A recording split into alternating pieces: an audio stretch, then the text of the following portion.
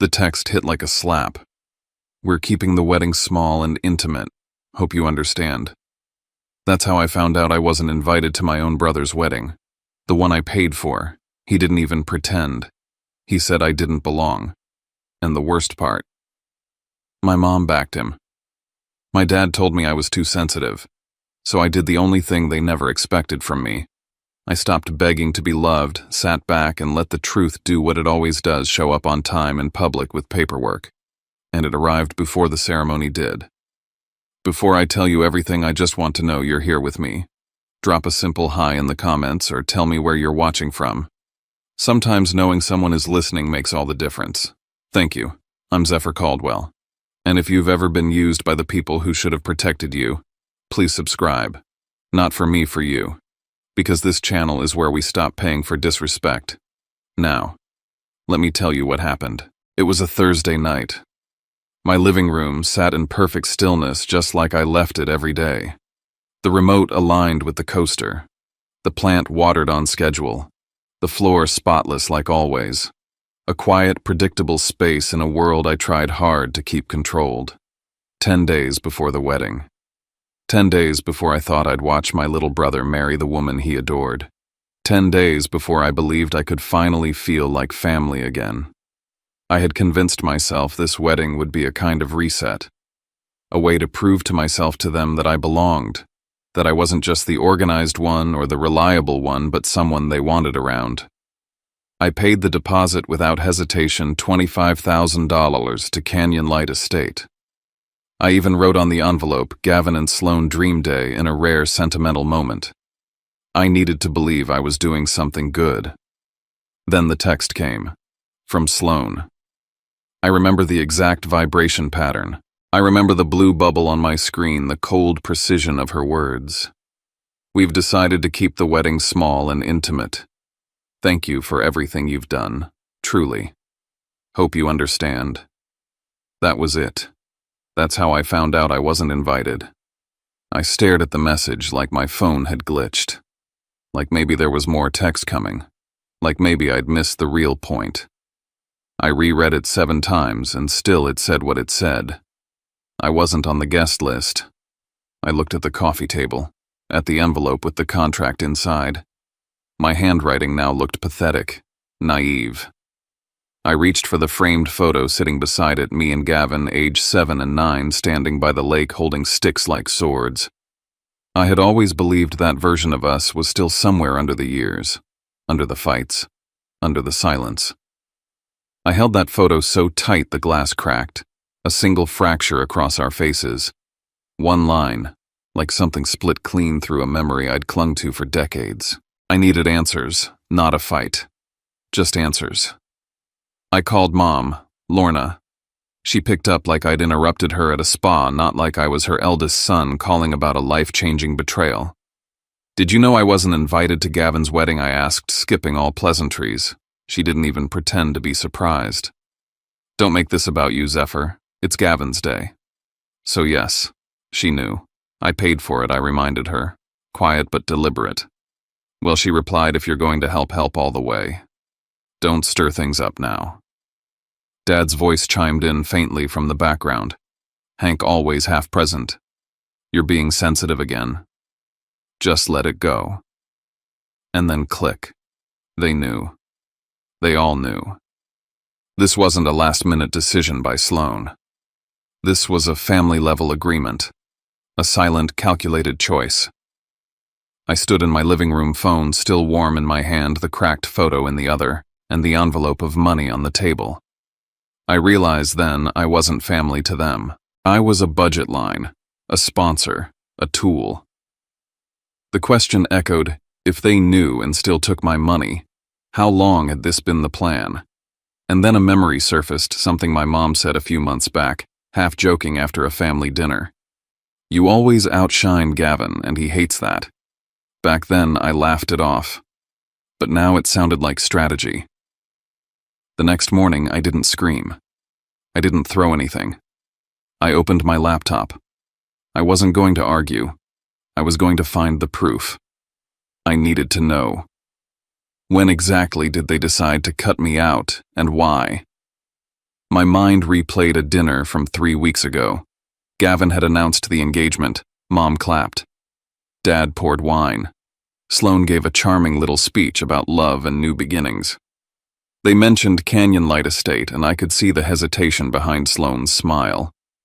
Gavin muttered something about looking into options. He'd been jobless for over a year, though no one used the word unemployed. It was always in transition. Without thinking, I said, "Let me take care of the deposit." My treat. The room changed. Suddenly, I was the favorite. The hero. Everyone was warm to me for a full 5 minutes. I handled the paperwork myself. I coordinated with the venue. I took it on because that's what I always did. I didn't just pay for things, I carried things, for all of them. And now, I wasn't even allowed to attend. I typed in the wedding website URL. The homepage popped up Gavin and Sloane smiling in a golden hour engagement photo. I clicked Our Story. They'd written about how they'd saved for years, how they'd built this dream together, just the two of them. No mention of the person who made that venue even possible. Not one line. I wasn't just uninvited, I was erased. I opened Instagram, typed in the wedding hashtag, photos loaded, the bachelorette party, cake tastings, venue walkthroughs. Mom was in one of them holding a mimosa next to Sloane, the same woman who told me not to make it a thing. And there in another photo was my cousin Tessa. She smiled next to Gavin 2 weekends ago. We'd had coffee days after that photo. She never said a word. It wasn't just Gavin and Sloane. The whole damn family had picked a side. Then another blow, an email from Canyon Light Estate. As per the groom's request, your access to the planning portal has been revoked. All communication will now go through Gavin and Sloane directly. I stared at the screen. My name was on the paperwork. The invoice had my email. My card was on file. They used me. And now I was locked out. This wasn't emotional. It wasn't a mistake. It was strategic. Then the twist I didn't expect, a notification popped up on my phone. Sloane had accidentally shared a private Pinterest board with me. I opened it. It was filled with wedding ideas, dresses, themes, a photo of a sibling group in coordinated outfits with a note scribbled beside it. Glad he's not coming, he always makes Gavin look small. Another pin read, G talked to his parents, all aligned. Zephyr won't be there. There it was. Not just a mission, a plan. They didn't want me because I didn't fit the image. I was too polished, too put together, too much. Later that afternoon, another message from Gavin. Mom and Dad agreed. It's for the best. Don't take it personally. And like that, speculation turned to confirmation. I pulled out the receipt, checked the dates. I matched it to their posts. They had been planning my exclusion while smiling at me across dinner tables. I was never meant to be at that wedding. And just as I sat down to process that, another text. From Mom. Don't forget venue's final payment is due tomorrow. Can you handle it? No mention of what I'd just learned. No apology. Just a reminder to pay up. And that was when I knew. They didn't cut me out last minute. They built the whole thing without me in it. And the only thing they needed from me was silence and a credit card. The sky outside had dimmed to that burnt orange haze Austin gets before a storm. I sat at my kitchen table surrounded by fragments of my trust emails, screenshots, a copy of the wedding invoice with my signature on it. I hadn't slept. My hands trembled, but my mind was no longer spiraling. It was focusing. On facts. On paper. On power. Miles arrived 20 minutes after I called him. I barely got the words out on the phone. He just said, I'm on my way. He let himself in like he always had, like family would. He took one look at me, at the chaos on my table, and didn't say, You okay? He said, What the hell did they do now? I showed him everything. The message from Sloane, the family group thread where I was excluded, the email revoking my planning access, the Pinterest folder, every ugly manipulative detail. He didn't tell me to let it go. He didn't try to sugarcoat anything. They've used you your whole damn life, Zeph. And now they're using your silence. You sure you're gonna give them that too? My phone buzzed 3 times in a row. Mom, please send the remaining payment for the venue before noon tomorrow. It's the final step. Gavin, Sloan says the catering deposit is due. Can you handle that? Sloan, do you have the updated layout for the ceremony arch? I want the aisle flipped. Not one message asking if I was okay. Not one acknowledging what they had done. I wasn't a person. I was the logistics team. I stood up, walked to my home office, pulled the folder labeled Wedding Contracts. My version of a battlefield map. Every receipt, every contract, every signature mine. I wasn't just a helper. I was the legal contact, the responsible party. I called Nadia Serrano, our in-house legal counsel at work. I told her it was personal, not company-related. She still picked up on the first ring. I need your eyes on something, fast. I think I might be sitting on a legal nuke. Within 20 minutes, Nadia confirmed, you are the contract holder on the venue, also the rentals, and the lighting. You have cancellation rights. You'd pay a penalty, yes, but you're not locked in. If you keep sending money without clarifying your role, you could screw yourself later. This isn't about feelings, Zephyr. It's about liability. She paused, then added, do they even know you're the one on the contracts? And that was the moment. I thought about how they'd cut off my portal access, demanded more money, told everyone else it was all their doing. No. They didn't know. They never asked. They assumed I wouldn't fight back. Because I never had. That was their biggest mistake. I didn't cancel anything yet. But I printed every document, created a spreadsheet, labeled vendors by priority, added notes on cancellation terms. Miles came into the office holding 2 coffees. You about to blow it up? No, I said. Not yet. First, I'm going to set the table. Then I'm going to let them choke on their own entitlement. An email pinged from Canyon Light Estate. Please confirm the payment contact for final billing. Current contract lists Zephyr Caldwell. They could revoke my access to planning portals, but not the law, not the truth. The next morning, 9 days before the wedding, I brewed my coffee and stared at the mess-turned order on my desk. A color-coded spreadsheet of vendor contracts. A calendar marked with deadlines. My phone lay face down, vibrating every few minutes. I wasn't rushing into destruction. Not yet. I wanted to offer them something rare, a final boundary, a line in the sand, just to see what they'd do with it. I crafted a message, clear, professional, void of emotion. Until I receive in writing confirmation that I am a guest at the wedding, a defined role during the event, and an explanation for my removal from the planning process, I will not authorize or process any additional payments. I sent it to all 4, Mom, Dad, Gavin, and Sloan. No insults, no theatrics, just facts. A wall they couldn't manipulate. The first reply came from Mom. After everything we've done for you, this is how you act. Sometimes I think you're only happy when you're holding something over people.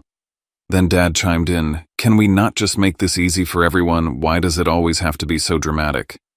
Gavin, of course. You love control, don't you? Can't even let your own brother have a day without making it about you. Sloan, if you're trying to turn this into some emotional intervention, don't. This isn't your story. It's ours. Not one of them addressed the actual request.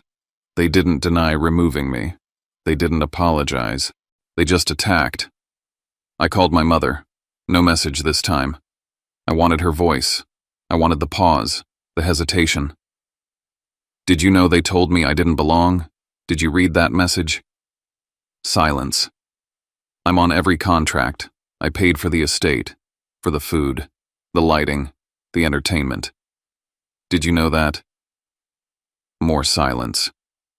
So I'm asking you, do you want me as your son or do you want me as your wallet?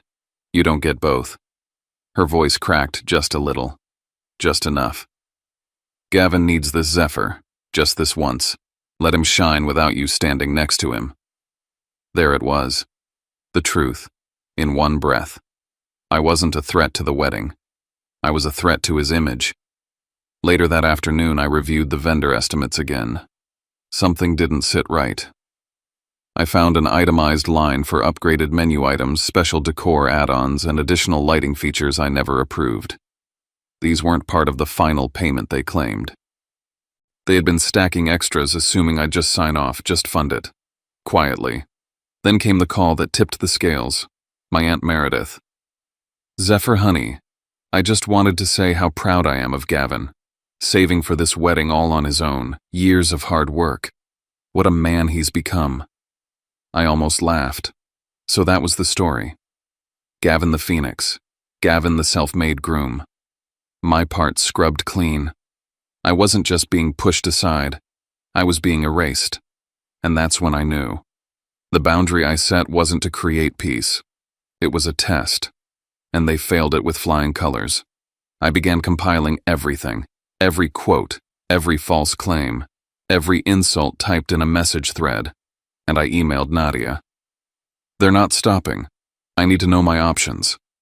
They didn't just want my money. They wanted the credit. And they wanted me invisible. But I wasn't going to disappear. Not anymore. I sat in the company lounge, my salad untouched laptop open in front of me. My fingers hovered over the keys, but it was my mind that was racing. The air around me buzzed with casual conversations and the hum of microwaves, but I felt as if I were sealed off in a glass box. I wasn't just thinking about canceling a wedding. I was preparing for a storm. Not just any storm, but one backed by truth, lined with receipts and delivered with surgical precision. I messaged Nadia. I needed a second pair of eyes, legal ones. She didn't hesitate.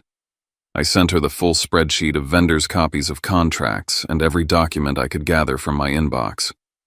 Within the hour, she flagged key risks, venue, catering, florist contracts, all under my name. Cancellation clauses were clear. Some would cost me penalties, but nothing close to the emotional debt I'd been carrying.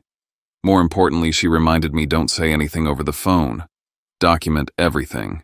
If I talk to anyone, note the time and content. And if the family started spinning stories to relatives, prepare a neutral, firm reply, something clean and drama-proof. Later that night at my kitchen table, surrounded by paper and backlit screens, I stumbled on something that made my stomach drop.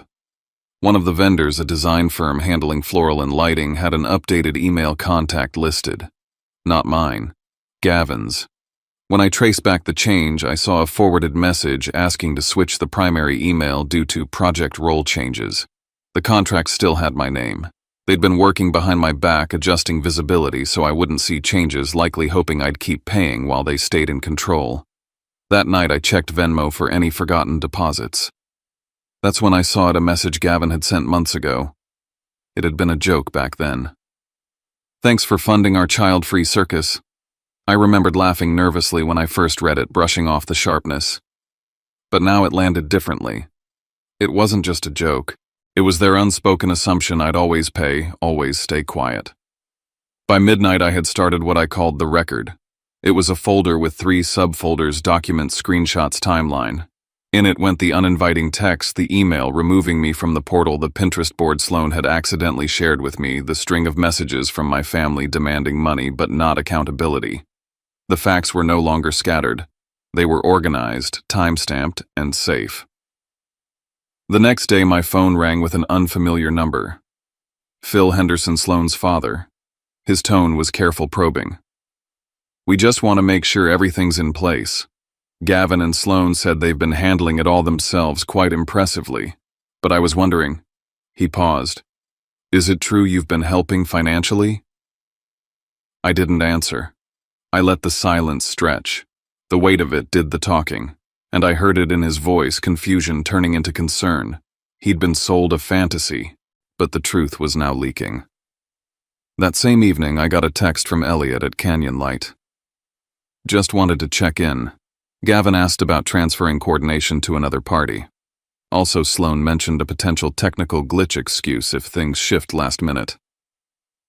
They were already drafting a narrative, prepping their exit plan in case I pulled the plug. They were scared not of me, but of exposure. It was time. I outlined my strategy like a battle map. I wouldn't alert them. I'd cancel everything directly through formal channels. One vendor at a time. Each with confirmation. No drama. No scenes. just consequences. The morning sun filtered into my office like any other day. Coffee in hand, I opened the documentation folder, then opened my vendor list. There was no room left for hesitation. I would execute each step with precision. One by one, the cards would fall silently and cleanly. I called Canyon Light Estate first. Elliot picked up. I told him calmly that I was the contract holder for the upcoming event and was exercising my right to cancel. He didn't sound surprised, but he did sound cautious. "We'll process it today and send a cancellation confirmation along with the fee breakdown," he said. "But please note, since we provide bundled services, this will trigger cancellations across related bookings. Security, bartending, valet. They're all tied to the master agreement." Perfect.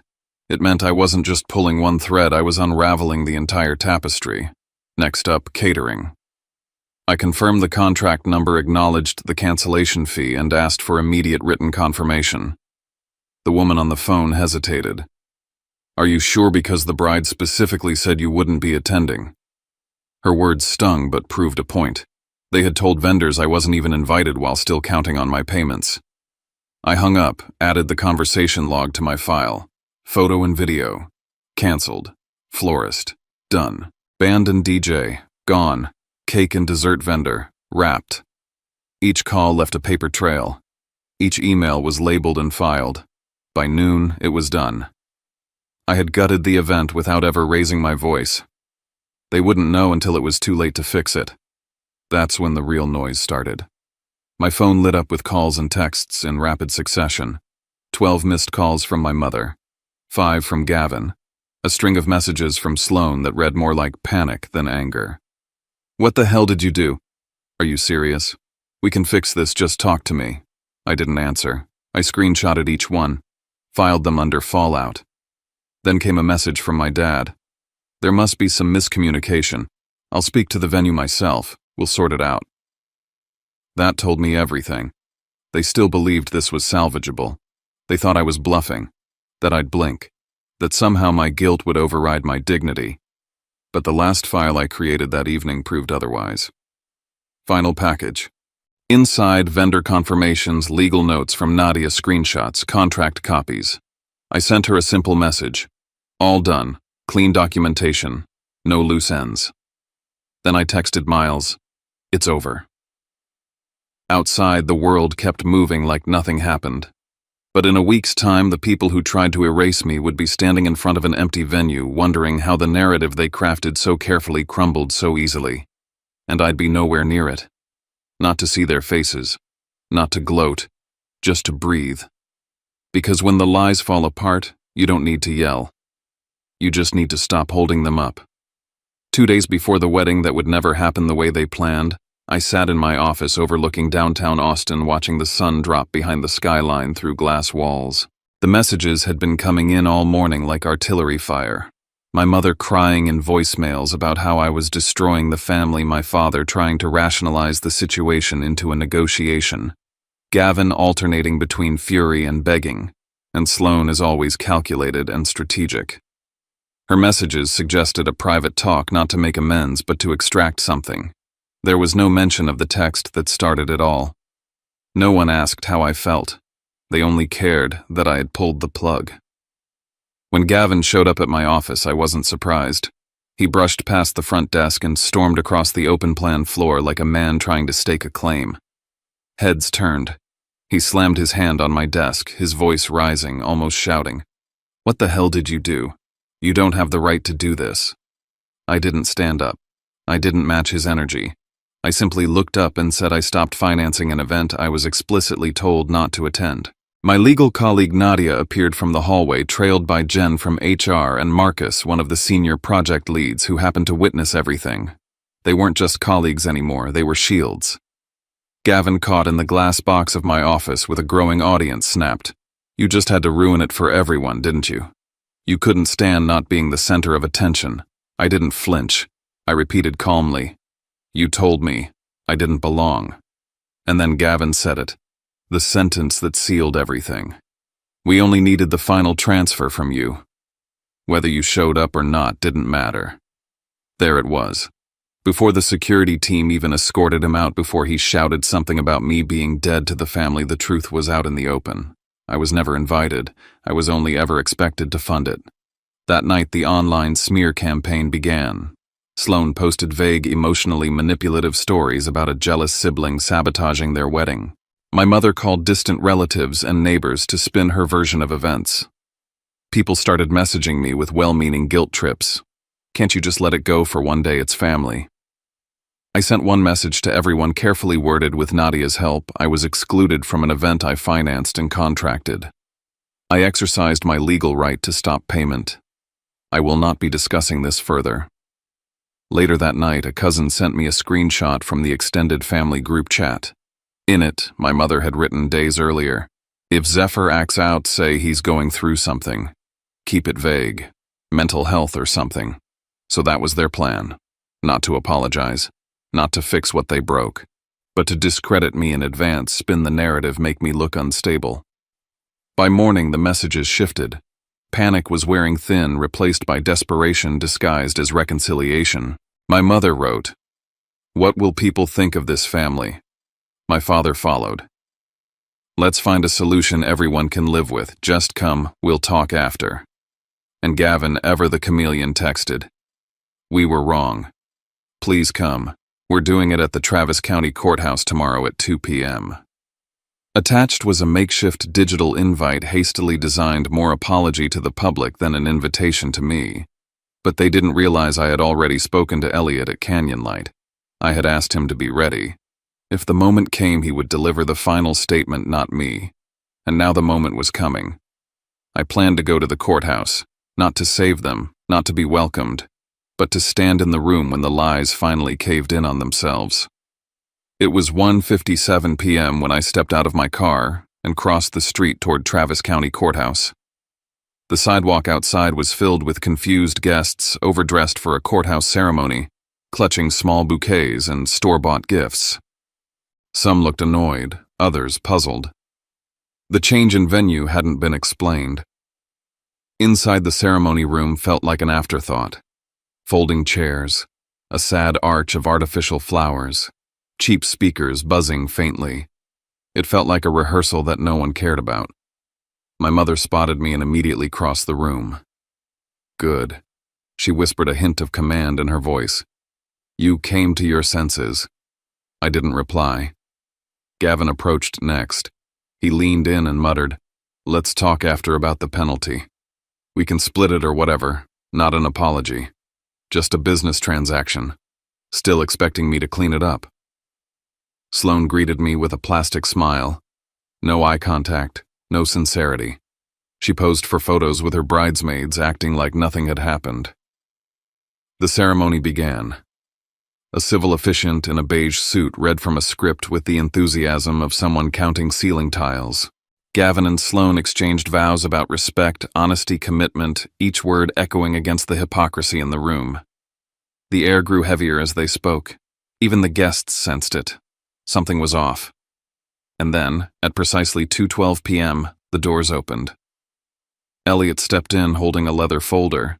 He walked down the center aisle like a court officer. "I apologize for the interruption," he said. "I'm Elliot Vargas from Canyonlight Estate. I'm here to deliver formal documentation regarding breach of contract." He handed documents to both Gavin and Sloan. These outline the outstanding penalties and associated costs resulting from the event's cancellation under the contract signed by Mr. Zephyr Orion. The room froze. Guests leaned forward. The officiant stepped back. Elliot continued without malice, just facts. "We understand there may have been miscommunications. However, we were led to believe this event was funded and managed by a family member who was later excluded from participation. Someone, perhaps Sloan's father, asked the question that changed everything. Who paid for all of this? I stood. I did. Until I received a message saying I didn't belong. The words carried not with volume but with weight. Final. Irrefutable. I didn't ruin this wedding. I just stopped financing a lie." Murmurs rippled. Guests looked at each other. Someone stood. A woman clutched her purse and left. The officiant, unsure what else to do, rushed through the final declarations. There was no applause, no celebration, just the dry sound of folding chairs scraping the floor as people made quiet exits. My parents were silent. My mother's face was pale. My father stared at the ground. Gavin and Sloane clung to each other, isolated in the crowd as reality rearranged itself around them. They had gotten married, but the image they had built, the one they tried to sell to the world, had collapsed in front of witnesses. As I walked out into the late afternoon light, I ignored the phones ringing in my pocket. I didn't need more messages. There was nothing left to discuss. I had shown up. I had stayed silent when I could have screamed. I had let the truth walk in uninvited. And now finally I was free. I didn't need their validation. I didn't need their approval. I had drawn my line. Some relatives reached out later quietly to say they understood. A few apologized. Others simply said they were proud I stood up for myself. I began therapy again. I started rebuilding what family meant to me, not by blood, but by choice. And I stopped asking what I was worth to them. I already knew. And now so did everyone else. Some people will tell you family is everything. That blood always comes first. That no matter what happens, you have to forgive because they're your family. But standing outside that courthouse with the late sun hitting my face and the echo of my brother's wedding vows still ringing hollow in my ears, I realized something I wish I had understood years ago. Family is not defined by DNA. It's defined by respect, by reciprocity, by the unspoken agreement that love should never come with a receipt or a leash. What they wanted from me wasn't love. It was loyalty without limits, silence without dignity, and money without meaning. And for the first time in my life, I said no. I didn't shout. I didn't destroy anything. I didn't humiliate them online or crash the ceremony with some dramatic outburst. I simply stopped playing the role they wrote for me. A role that required me to be useful, but invisible, generous, but quiet, successful, but never too much. What hurt the most wasn't being excluded. It wasn't even the betrayal of knowing I paid for a celebration I wasn't welcome at. It was realizing just how long I had accepted scraps in exchange for my silence. The way they erased me from the story and rewrote the past to fit their comfort wasn't new. It was just louder this time, bolder. But something broke free in me that day, something important. I saw myself not as they saw me, but as I truly was. A person who had worth beyond what I could give. A son who deserved to be seen. A brother who had every right to expect love that looked like love, not obligation masquerading as tradition. If you've ever been in that position, sidelined, used, manipulated by the very people who should have stood by you, then maybe you know the quiet rage I carried for years. Maybe you've also tried to earn a place in a house that was never built with you in mind. And maybe, like me, you've finally reached a point where you stopped asking for a seat at the table and started building your own. That doesn't mean it was easy. Healing rarely is. There were nights I replayed that message, "You don't belong," until I could recite it in my sleep. There were mornings I woke up angry, grieving the version of family I thought I had. But through it all, I kept returning to one simple truth: I chose myself. I chose peace over proximity. I chose clarity over chaos. And I chose boundaries over breakdowns. My family may never apologize. They may spin their version of events, forever convincing people I was overreacting or selfish or cruel. That's their right. But I have the receipts. I have the truth. And more importantly, I have my freedom. These days, I don't chase invitations. I don't beg to be understood. I don't measure my value by how much I'm willing to sacrifice to be tolerated. I surround myself with people who show up with open hands, not expectations. People like Miles, like Nadia, like the small circle of friends who called just to ask how I was not what I could do for them. I'm not bitter. That's the part people misunderstand. What I am is awake. And once you wake up to how small someone else's version of you is, you can't go back to sleep. So if you're watching this, and you're in a similar place, if you're the one who always gives, always fixes, always bends until you break, let me tell you something. I wish someone had told me a long time ago. You don't owe anyone your peace, just because you share their last name. You don't have to bleed quietly to keep the family portrait clean. You are allowed to walk away from people who only value what you do, not who you are. And if you do, that's not betrayal. That's survival. That's reclaiming your story. Thanks for sticking with me through this journey. If this resonated with you, if it made you think, made you feel, or maybe just made you feel a little less alone, consider subscribing. I've got more stories to tell. Some are raw, some are healing. All are real. And who knows, maybe next time we'll talk about how to rebuild when the people you thought would be your foundation let you fall. Until then, take care of yourself. Be the family you never had. And never forget you belong, even if they said you didn't. Sometimes I wonder what would have happened if I had just kept quiet. If I had paid that final invoice, smiled through the discomfort, and showed up like a good little brother sitting in the back row while pretending none of it hurt. Maybe the wedding would have gone off without a hitch. Maybe there would have been cake and dancing and staged family photos where I stood off to the side, cropped out later.